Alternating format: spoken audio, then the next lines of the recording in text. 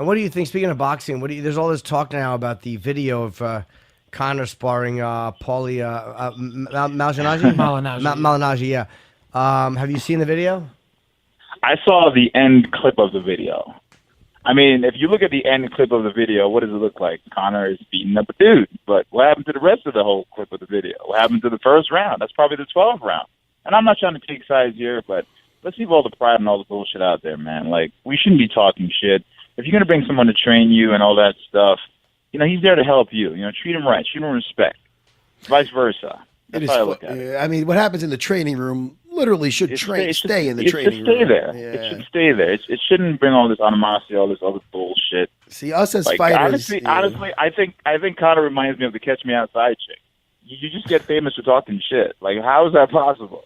But hey. But you do have to sell. Right. The difference is, one thing is, they do have to sell the fight, and this is a weird one. You do. Where it looks like everyone is saying Mayweather's going to kill him just because he's a professional. He's Mayweather. So how do you get people to look at it and go, you know what, McGregor has a chance? Because so many people won't buy the fight if they don't think Conor has a chance. So it is shit talking, but it's also part of it might be like we have to get pay-per-view numbers to a good place, and they have to think he has a chance before they'll buy it. Absolutely. As much as you're right, unfortunately, it's a sucky way to do it, to talk shit to sell a fight. Well, I mean, I come from a humble background. I'm karate, so I was taught, if I'm going to kick your ass, I'm going to shake your hand, and then I'm probably going to shake your hand afterwards. It's about respect. But in the MMA world, no, it's different. It's politics. You got to talk shit sometimes to get the fight that you want. Sure. I had to actually go on Twitter to be like, yo, Anderson, what's up, player? And this is someone I respect growing up, This is someone I idolize and train with. But I'm like, if I don't talk shit, I probably won't get the damn fight. Right. And it has to sell. And it's bullshit. Yeah, I read but that. It is what it is. I read that recently about it. It's probably in our notes here, Chris, the producer. Somebody else was maybe doing that to Cody Garbrandt. I gotta say, Cody Garbrandt. Sorry, I love Cody. I love Cody. You have trouble with Christoph's name. I can't fucking pronounce it unless it's Uriah Hall or something like that. But people talk shit. It's amazing how many guys are just extremely disrespectful, thinking. I like when there's some wit to it. Like, you know what I mean? Like, they got to be a little witty. Yeah. I don't like when they're just like, yo, fuck this guy. He's a bitch. But unless they really, truly feel that guy is a bitch. Like, you know what I mean? Like, I don't know. I get what you're saying. Yeah. I get what you're saying. Because a lot of people, and I speak to people who don't even know what UFC is. I remember when I was going to Australia, and I was jokingly saying through customs, the guy was like, UFC, what's UFC? And I was like, in my mind, I'm like, you don't know what the heck UFC is? And I was like, Ultimate Fried Chicken. And he was like, what? And I'm like, Ultimate Fried Chicken competition. I'm here to eat chicken. And I was like a serious face. That's hilarious. And he looked at me and he was like, all right, well, good luck. Like, that's fucking great. But, it's again, it's unfortunate the world we live in where you have to do that. And it's boring to be more cordial and respectful. Like, hey, man, let's go out there and fight like men and, may the best man win. No one wants to see that shit. It's like, fuck you, I'm going to kick your ass, motherfucker. Ooh, did you just speak shit? Yeah. Now it's like something we have to see. Yeah, it's true, but but I don't know. It's always better when it's more just organic. Like it's when somebody can be themselves. I'm with you on this. When somebody can be themselves, and I don't know. Like you said, you did that thing on Twitter with Anderson Silva, but I don't see you ever acting really. I don't even see me doing that. Yeah, well, I don't go on Twitter and be like, "Yo, Anderson, you owe me a fight, player." Like, it took me months to think about that shit. Yeah, but it was the corniest line ever. No, it's corniest line ever. Hey, man, you owe me a fight. Nah, I know stuff like that, but I think like in your interviews and stuff, people become fans of your character and the honesty, and that's how you get your fans. You know, I mean, when guys try to force it kills me. I agree. It doesn't sound right. I feel like I have the real ones because what inspires me is people that say to me, hey, man, because of you, I didn't quit. Yeah. I meet kids. I went on a hike the other day. I was in the middle of the woods of nowhere, and this kid came out of nowhere. What the fuck are you doing out here, bro? You lost too? And he was like, oh, man, you're right. I was like, dude, we're in the middle of the fucking woods. You know who I am out here? And he was more just, his eyes lit up, and he was telling me that, man, I saw the show, which was 4 years ago, and in my mind, I'm like, I'm over that show. But to him, I guess I made an impact where he was like, I was inspired because I saw the journey. And I was like, wow, that's crazy. Yeah.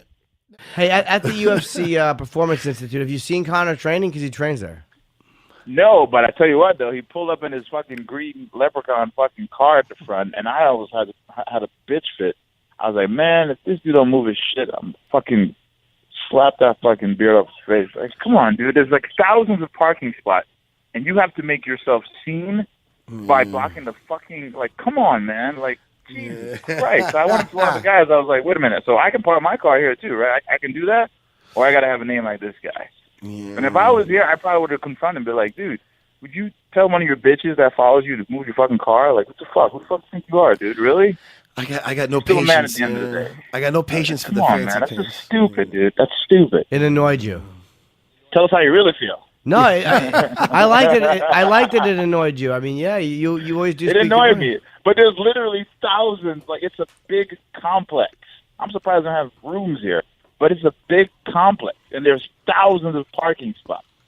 Thousands. Yeah. I even did a drag race the other day here because there's so much fucking space. I did. Why are there so many spots that they're not being used? Because it's just a big corporate place, and I guess, you know, they bring in big people to, like, look at the facility and investors or whatever. I see people in suits constantly walking in and out. There's a lot of spots. Oh wait, they is that their main headquarters now? They've moved. Oh, I didn't know that. Yeah, it's their main headquarters, and the gym is connected. When did they move? I want to say a few months ago. Yeah, it's within the last 6 months, I guess. Oh, I want to go there. I had lunch with the at the old one and with Dana and my ex-girlfriend at the time, and he told she'd caught me talking dirty to another girl. So I was on the apology. Your girlfriend caught you dirty. Texting dirty. Yeah. True story. 'Cause I printed out the text by mistake. It's a long story. I got busted so bad. But we went out to Vegas. I was like, I fucked up. I'm sorry. And while we were out there, we went and saw Dana and had lunch.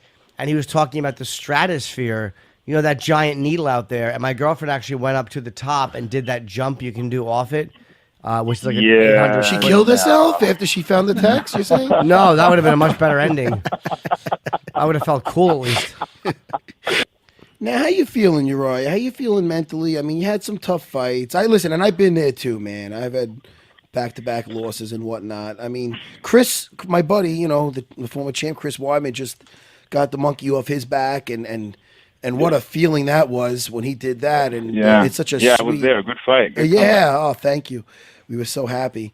But you know, it you know, this game definitely humbles you. And so I mean, but how you feeling mentally? How you feeling mentally after that? Well, honestly, Matt, it's a job, you know, and someone had to kind of remind me that you put too much pressure into it. You worry about the negative affirmation, what people think, how to view and judge you, whether it's Dana there watching you or the crowd, or, you know, your family, the people you want to let down. All those things can affect you. And again, it's a lone sport. So when you go out there, you know, there's no, hey, tag, you're in. Right. It's just you. The cage is locked. As much as your coach is on the other side, you can hear them or whatnot, you're still in there by yourself. And I think a majority of the fight is mental.